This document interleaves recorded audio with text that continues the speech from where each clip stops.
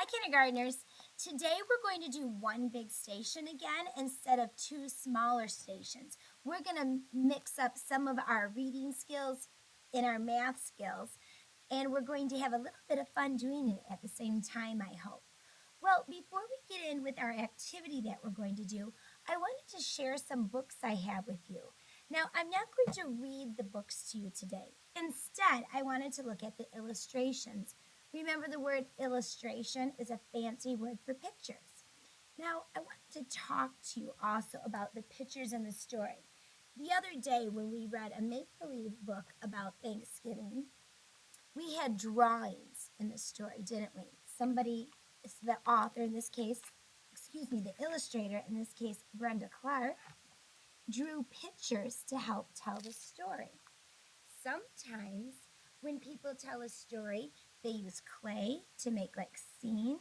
Sometimes they even use torn paper.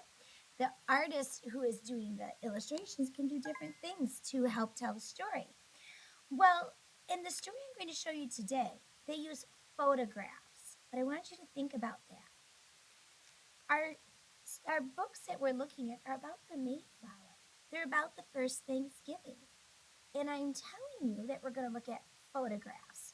Does something seem funny about that? Yeah, it wouldn't work to say we had pictures of the first Thanksgiving. It wouldn't work to say we had actual pictures of the Mayflower because cameras had not been invented yet. We didn't have that technology yet in order to do that. So the photographs I'm going to show you today are pictures of actors and actresses who dressed up and they reenacted or they acted out how they thought the first Thanksgiving would have been or what things would have looked like. Now that can be very useful because it can help us understand what may have happened, but we can't get fooled either because if somebody is acting something out, it doesn't mean that the event happened exactly that way. And the people may not have even looked the same way. We might name an actor or an actress after somebody from the past, but it doesn't mean they looked exactly like that. So we have to keep that in mind. But if we know that, it's still fun to look at pictures of what it could have been like to help us understand. So let me just start showing you some pictures. There's a young boy, and in this story, this young boy was not coming over as a pilgrim. He was coming over as someone who was hired to go with them. That's what they think it may have been like to ride on the boat, the Mayflower. Again, this is not the real boat, the Mayflower, but it's a model of the boat that they made to help us understand what it would have been like. Maybe some of you are very fortunate and you've gotten to ride on or see one of these, what they call tall ships. Sometimes they're in the harbor at Port Huron, and you can go there and visit those. Okay? All right. Oh, look at this one right here. Here's that same young boy cleaning the deck on the ship. I bet you there were lots of chores to do on the ship to keep it running. Oh, look at this. There's what they imagined it looked like inside the ship. See the pilgrims gathered together? The actors and actresses pretending like they're pilgrims? They wouldn't have had like their own big beds and stuff like that. There's some cushions there. Very close together, aren't they? They were close together for lots of days. They didn't have space to spread out very much. You can see they're reading some books. Looks like a mother is caring for her baby. Oh, I bet you when that baby cried, everybody else could hear it at night. And when the people wanted to talk, they may have kept the baby up too. Oh. Here are some actors showing what it may have looked like to be studying a map from way back then. Let's get a couple more here. All right. Oh, this sailor is way up in the top of the ship looking down, kind of seeing what's going on. Maybe he's saying, land ho, or that means, oh, look, that's what the words do say, land ho. And that means he spied land. All right. And here, I liked this picture because I like to think about what that young boy was thinking. And I wonder what the people on the ship, the Mayflower, were thinking as they sailed into the harbor before landing on Plymouth Rock. All right. That's one book that shows photos of actors and actresses from the voyage to the New World for the Pilgrims. Here is a book called Giving Thanks, and it shows us pictures of more actors and actresses. In this book, some of them are dressed up like pilgrims, and some of them are dressed up like the Wampanoag. And it kind of, again, gives us an idea of what it may have been like. Okay. Oh, look at here's how they imagined the people at the feast. They imagined a long table. Remember, some of the books we looked at the other day talked about them eating outside. Right. Here we have a picture of some people pretending to be Native Americans. And we have a picture of some people dressed up in the way that we believe the pilgrims dressed. Looks like they're about ready to go on a hunt or something. Or maybe they're just carrying their weapons for protection on a walk somewhere else. Okay. Here's a picture of how they believe they cooked over the fire. I bet you the food tasted good, but that looks like a lot of work to me. Sometimes when I get home, well, most of the time when I get home from work, I'm a little bit lazy about preparing the food for the night, and it's hard to think about cooking. So a lot of times I'll pick up food from a restaurant, but they couldn't do that. They had to put a lot of effort into thinking about, okay, what will we eat? How will it be prepared? Where will we hunt for the food? Yeah, do we have food ready? All right. Boy, there's so many good pictures I could show you that it's hard to decide. Here's what they thought it may have looked like to see the Wampanoag walking towards the Pilgrim settlement. You can see their clothing looks different than what we wear today. They have clothing made of leather. Lots of fringes, beads I see, some feathers and fur. All right. Oh, look at this one. This is how they imagined a hunt to look. You see the Native Americans out in the woods. I wonder if they got anything for the feast. Oh, and this is a bigger picture of the one we saw in the beginning. Can you see that a little bit better? They're talking amongst each other.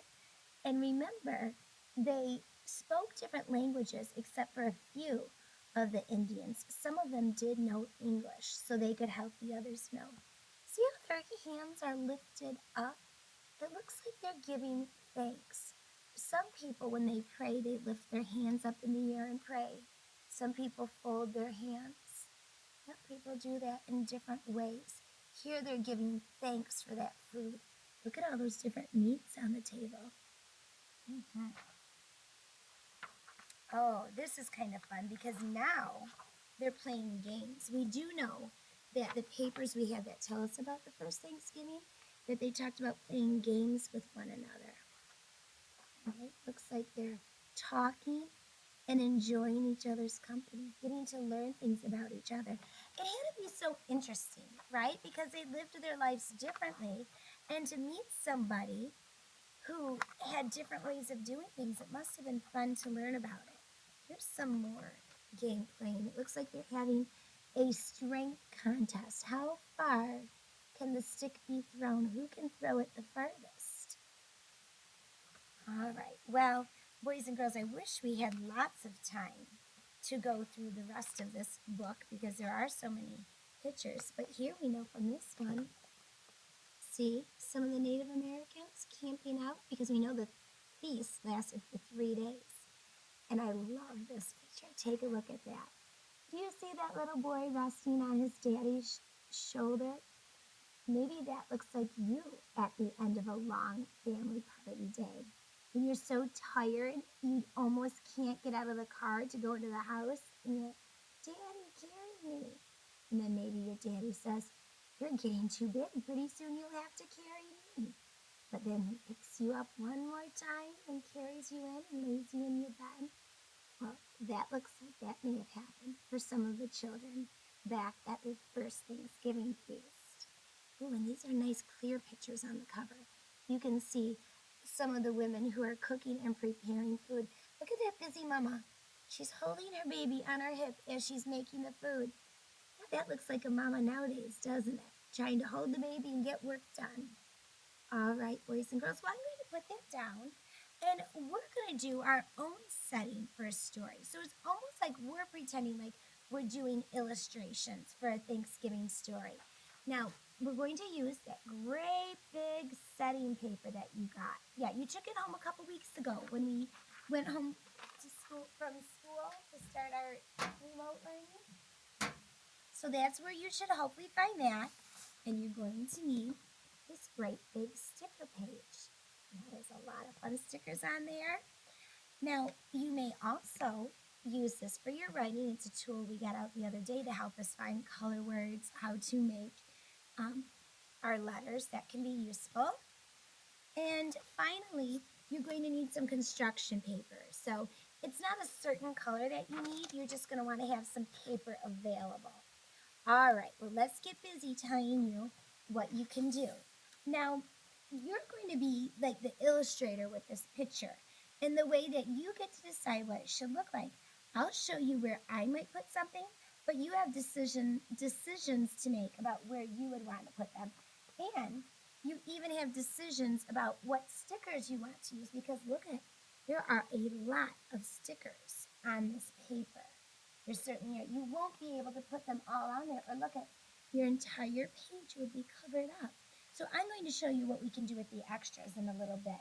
Well, I know I get very excited about that ship called the Mayflower. So I'm going to peel off the sticker of the great big ship.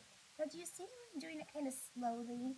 Sometimes you have to do this a little bit at a time or they rip. Sometimes you have to go back to a different side. You have to start from different places to get those stickers off. All right, I'm going to take my ship. I wouldn't really put it by the trees. That would be silly. I want mine to be kind of realistic or true looking. So I'm going to put the Mayflower out in the water, kind of sailing into the harbor. Well, I definitely know I want the sunshine in my picture because I love bright sunny days. So I'm going to peel off the sunshine sticker. And here it goes. I'm going to put it right about there between the clouds. It's in between those two. And then I'm going to continue to make choices. I really think I would like to put both the Pilgrims and the Indians in together because I want to have them all enjoying each other's company. And I do think, I would definitely like it to look like they're getting ready for their feast. So I'm going to put in this cooking pot. Again, you gotta be really careful with some of these. Yeah, if some of the stickers are harder for you to get off, you might wait and ask a grown-up to help you with those, and then you can get the smaller stickers off. So I'm gonna put the cooking pot kind of in the middle. And then if I kept going, I would add the Native Americans and the Pilgrims. Whoops, oh, see, I went a little bit fast now. Got a little bit of her hair. I'm gonna layer that a little bit so I can fit more in. And I'm going to have these ladies helping each other cook. And then I would add all kinds of foods around them. I think that would be fun. And maybe I'll put a turkey out in the trees. Remember when I tried to tell you about the book or the songs, Turkey in the Straw? This one's going to be Turkey in the Trees. This turkey's going to be hiding out over here saying, "Don't find me. Have some of that squash instead." Okay. And you can keep adding to your picture. As you add to the picture, you can be telling yourself a story.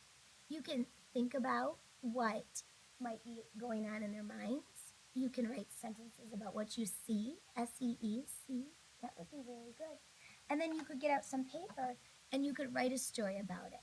Now, the other thing you could do, if you don't want to get out separate paper, you could leave room to write something right across the bottom. Maybe you want to write Happy Thanksgiving, or you could write welcome And if someone is coming to your house for Thanksgiving, you could put that on the door and they would see it when they walk in, and then you could tell them about it and tell them the story of the first Thanksgiving. Okay, so that's one activity. And like I said, don't forget to do some writing with it. You know, you could always do that labeling too. Remember, we said the labeling is when we write a word next to something. Some of you might want to write on the paper. Some of you might not like words mixed in with your paper, so then you could write on other paper. All right, now you're going to have a lot of extra stickers. Not this many, because I want you to fill up the paper more so that you have a nice setting, but you will have some left over. So I want to tell you about what you could do. One thing that you can do that I would love for you to do, especially if you don't get to see your family members this Thanksgiving, is you could get a piece of paper, you could fold it in half, and you could make it into a Thanksgiving card. Yeah, you could write Happy Thanksgiving. You might write I'm thankful for you. Someone might write I give thanks for you. Yeah, those would be great messages. And then you could use the stickers to decorate. Yeah, so instead of having to do all the illustrations on your card, you could use stickers to make a sticker picture. That would be a lot of fun, and it would be a lot of fun for the person you give it to. It could make them very happy. Maybe even a neighbor. Maybe you have a neighbor that you don't see very often, and now that it's getting colder outside, you won't see too much of them. So you could make a Thanksgiving Day card for them, and you could go put it on their door. You'd have to, of course, ask your mom and dad if you're allowed to go out of the house, but you could do that. Now, another thing I thought would be fun is to take a couple sheets of paper. This time, I'm just gonna take 3, and then I'm gonna put them together, and then I'm going to fold them over. Can you tell I'm making a book? Yeah, I'm always thinking about making books, aren't I? Okay, let me see. I'm thinking about making books, but I'm not thinking about where my stapler is. Well, you could staple. Oh, there it is. It's kind of hiding from me. You could staple the edge. You could even, use a hole puncher to tie yarn through it if you have a lot of fancy stuff. Okay, and you could make a Thanksgiving counting book. Yeah, we've seen many different kinds of counting books in the past, haven't we? For this one, you might do something like, well, I would do the front cover. I might write my Thanksgiving counting book. Or you could do your name. You could say Hunter's Thanksgiving counting book. All right, then you'll open it up. And on the first page, you might decide to just do one of something. So on this page, okay, I'm going to put, I was rushing too much and I tore the flag off. I might put one ship, but then I don't want to just leave a sticker there. Someone will think, wait, did they forget to make the rest of the story? So then I would write on there one. I could do that in different ways. I could write the number 1. So sometimes we call that a numeral, 1. And then I could write ship. I'm going to sound it out. Shh, shh. That's the SH. Shh. Eh. 1 ship. And then I might want to write the word 1. I'm kind of showing off that I know both the number and the number word, and that could be helpful. Now, remember, if you wanted to write with color words, you could write 1 brown ship, and you could come over here on your little name card and find the word brown and copy it onto here. So that would be helpful. And then for my next one, I want to write 2 friends. So I'm going to take my Native American girl, and I'm going to take my Native American boy. I'm going to have 2 on this page. Did you notice I'm using some of my bigger stickers first?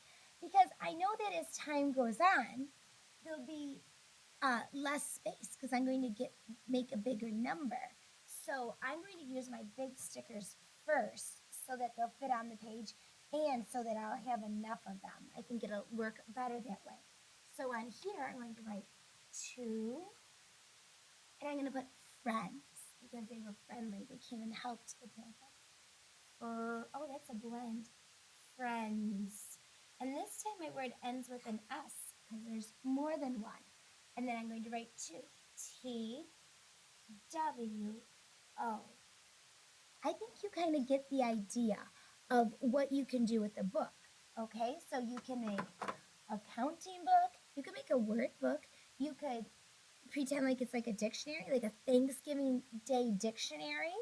You could make it a recipe book, and you could say how to cook, like you'll need 2 bunches of grapes, 3 corn cobs, something like that. And then you could use the stickers for pictures. So there's lots of choices about what you could do with these stickers. I know one year when we did this and we had extra stickers, we tried writing sentences, and I really liked that. Let me show you on a sheet of paper what I mean by that. So it's like a rebus. Remember, a rebus is when I can get a clear view. You use a picture instead of some of the words. So I could do it like this. I'm gonna grab the turkey because he's cute. Okay, and I'm going to write I, capital I, C. That's one of our sight words. I see. I know how to spell the also, don't I? T-H-E. I see the. And instead of writing turkey, look what I can do. I can just put the turkey right there. And then I'm going to pretend like that was my word, and I'm going to put a period. Just like that. I see the turkey. Or boys and girls, you might have another idea, and sometimes those make the best crafts. Maybe you'll think of, I know, I'm going to make another cornucopia. Remember how we made a foam one the other day? Maybe I have it handy. Guess what this was? You could draw the part that looks like a horn, and then you could fill it up with the vegetable stickers. That would make a beautiful front of a card. You could make a sign to hang up at your house for Thanksgiving. So many different things you could create and do with this. Just use your imagination and have fun. All right, boys and girls, I can't wait to see what you come up with.